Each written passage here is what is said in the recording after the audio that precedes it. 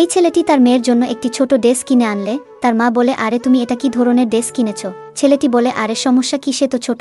তার মা বলে, এসব ড্রেস আমার বাচ্চাকে পরতে দিব না, এই বলে ফেলে দিয়ে চলে যায়। পরের দিন ছেলেটি তার মেয়েকে নিয়ে গোসল করতে যেতে তার স্ত্রী তাকে আটকিয়ে বলে, আরে তোমাকে কতবার বলেছি সে বড় হচ্ছে, তাকে নিয়ে একসাথে গোসল করবে না।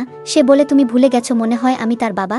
তার স্ত্রী বলে, এজন্যই তো বলছি তার কাছে থেকে দূরে থাকো। পরের দিন ছেলেটি তার মেয়েকে খুশি করার জন্য বেল্ট হাতে নিলে তার স্ত্রী তাকে এসে বলে, তুমি তার কেমন বাবা? ছেলেটি রেগে বলে, যারা নোংরা তাদের মনে সব সময় নোংরাই চিন্তা ভাবনা আসে। পরের দিন রোদে ছেলেটি ঘেমে গেলে সে তার কাছে থেকে টিস্যু চাইলে মেয়েটি তাকে স্যানিটারি ন্যাপকিনের টিস্যু দেয়। ছেলেটি বলে, আরে তুমি পাগল হয়ে গেছো নাকি, কি এটা দেখে তাদেরকে নিয়ে কিছু মানুষ হাসাহাসি করে। তার কিছুক্ষণ পরে মেয়েটি তাকে বলে, আমি তোমাকে যেটা দিয়েছিলাম এটা একেবারেই নতুন, কিন্তু সেটা মেয়েদের সমস্যায় ব্যবহার করা হয় বলে সেটা মানুষ দেখলেই নোংরা বলে।